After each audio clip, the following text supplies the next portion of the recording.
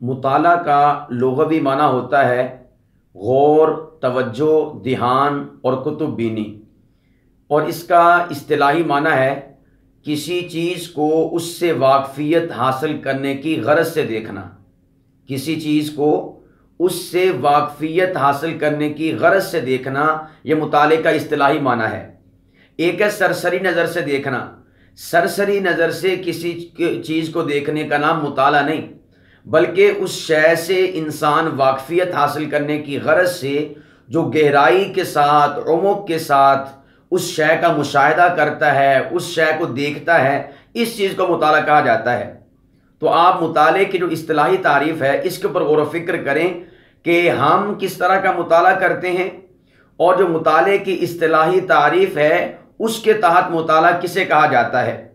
ہم عام طور پر کیا کرتے ہیں، کتاب ہمارے سامنے کھلی ہوئی ہوتی ہے، ہم سطور کو پڑھ رہے ہوتے ہیں زبان کے ذریعے سے، دماغ کے ذریعے سے سطور کو نہیں پڑھتے۔ دماغ ہمارا کسی اور طرف ہوتا ہے، ہماری سوچیں کسی اور طرف ہوتی ہیں، اور ہم جو ہے ان سطور کو اپنی زبان کے ساتھ پڑھ رہے ہوتے ہیں۔ یاد رکھیے گا، اس کو مطالعہ نہیں کہتے۔ یعنی مطالعہ صرف زبان سے پڑھنے کا نام نہیں، یا پھر دوسرے لفظوں میں آنکھوں سے دیکھنے کا نام نہیں کہ آپ کی آنکھیں کتاب پر ٹکی ہوئی ہیں اور آپ جو ہے صفحے پہ صفحہ آگے کرتے جا رہے ہیں، یا زبان کو حرکت دیتے جا رہے ہیں اور سطور کو پڑھتے جا رہے ہیں۔ یاد رکھیے گا، اس کو مطالعہ نہیں کہتے۔ مطالعے کی تعریف کے اوپر غور کریں کہ کسی شے کو کسی شے سے واقفیت حاصل کرنے کی غرض سے اس چیز کو دیکھنا، جانچنا، پرکھنا، اس کو مطالعہ کہا جاتا ہے۔ تو گویا کہ زبان اور آنکھ، اس کا تعلق بھی مطالعے کے ساتھ ہے، لیکن جو اصل مطالعے کی تعریف کے مطابق ہے وہ ہے کہ آپ کا دماغ اور آپ کا دل وہ مطالعے کی طرف متوجہ ہو، کتاب اور تحریر اور صفحے کی طرف متوجہ ہو، اس کو مطالعہ کہا جاتا ہے۔ تو گویا کہ باریک بینی سے مشاہدہ کرنا، سوچ بچار کرنا، اپنے ذہن کو متوجہ کر کے پڑھنا، اپنے دل کی توجہ کو اس کے اوپر ڈالنا، اس کے بعد مطالعہ کریں گے تو اس کو مطالعہ کہا جائے گا۔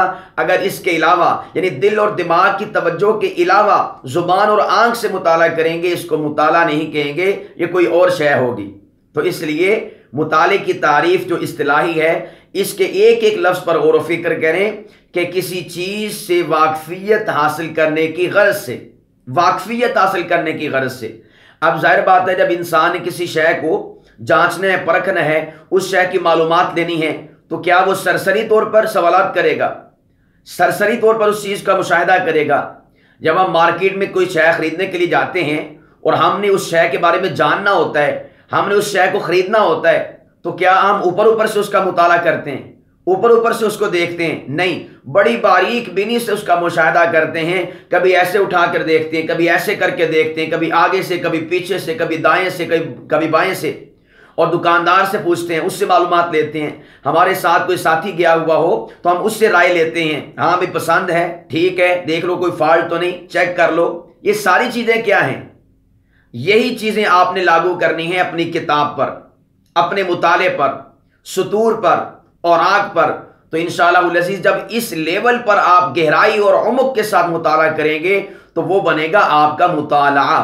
پھر ہوں گے آپ کتاب پر مطلع، پھر ہوں گے آپ صفحات پر مطلع، پھر ہوں گے آپ مضامین پر مطلع، پھر ہوں گے آپ تحریروں پر مطلع، پھر آپ کے سامنے وہ حقائق اور انکشافات، اسرار و رموز کھلیں گے کہ جو آپ کو سرسری مشاہدے کے ذریعے سے یہ چیزیں حاصل نہیں ہوتی۔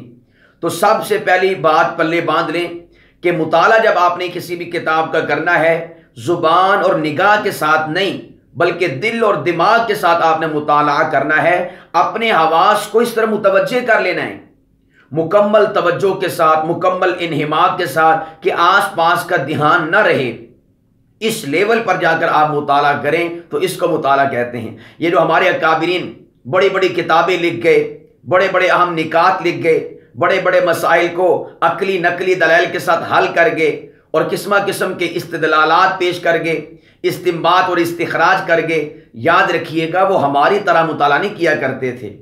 اگر ہماری طرح وہ بھی مطالعہ کرتے تو پھر شاید اتنی کتابیں وجود میں نہ آتی، اتنی جلدیں وجود میں نہ آتی۔ انہوں نے اسی طرح مطالعہ کیا جس طرح میں نے آپ کے سامنے ماقبل میں گفتگو کی کہ اپنا تمام تر وجود کتاب کے حوالے کیا، اپنے تمام تر وجود کو کتاب پر گرا دیا۔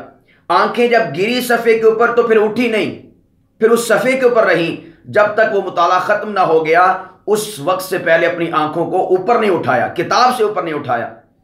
اور ہم کیا کرتے ہیں، ہمارے سامنے ایسے کتاب کھلی ہوئی ہوتی ہے، ہم مطالعہ کر رہے ہیں، پڑھ رہے ہیں، ساتھ ادھر بھی دیکھتے ہیں ادھر بھی دیکھتے ہیں، ہماری آنکھ کبھی ادھر جاتی کبھی ادھر جاتی ہے اور ہم مطالعہ کر رہے ہوتے ہیں۔ اس کو مطالعہ نہیں کہتے۔ آپ کی آنکھ کی کتاب سے بھٹک گئی تو یہ خاک مطالعہ ہوا۔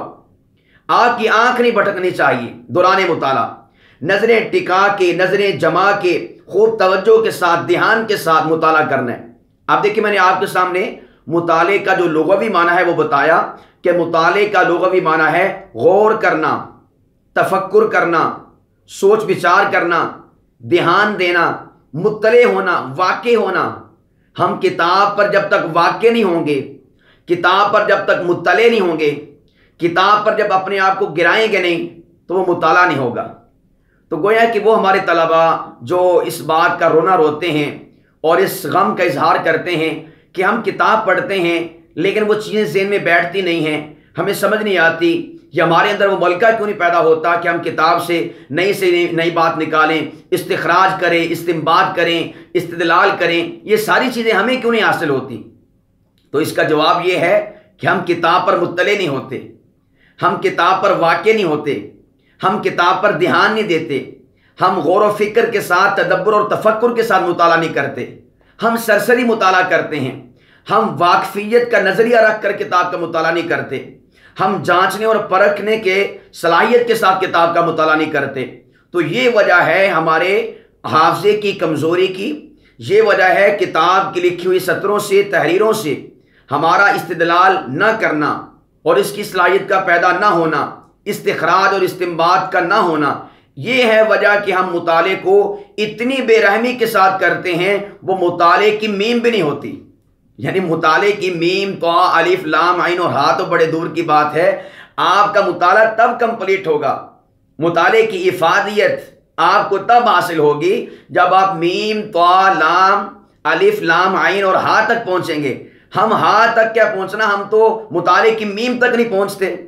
تو عزیزان گرامی قدر، مطالعہ اس طرح کریں جس طرح میں نے آپ کو سمجھایا ہے، تعریف کے ذریعے سے، لغوی اور اصطلاحی تعریف کے ذریعے سے، کہ آپ نے کتاب پر واقع ہو جانا ہے۔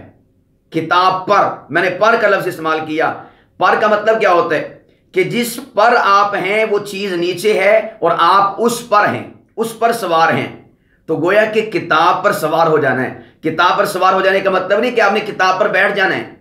کتاب پر سوار ہونے کا مطلب یہ ہے کہ آپ نے اپنے دماغ کو کتاب پر سوار کر لینا ہے، آپ نے دل کو جو ہے کتاب پر سوار کر لینا ہے۔ کتاب آپ کی سواری بن جائے، دماغ آپ کا سوار بن جائے، کتاب آپ کی سواری بنے، دل آپ کا سوار بن جائے، کتاب آپ کی سواری بنے، آنکھیں آپ کی سوار بن جائیں، کتاب آپ کی وہ سوار بن جائے اور آپ کا وجود اس کے اوپر سواری بن جائے اور وجود آپ کا اس کے اوپر سوار ہو جائے۔ اس چیز کا نام ہے مطالعہ۔ تو اس طرح آپ مطالعہ کریں گے، اس طرح آپ کتاب کو پڑھیں گے تو انشاءاللہ العزیز پھر وہ تمام تر فائدے جو مطالعے کے ذریعے سے کسی عالم کو، کسی مطالعہ کرنے والے کو حاصل ہوتے ہیں، تو وہ انشاءاللہ العزیز آپ کو تمام فوائد حاصل ہو جائیں گے۔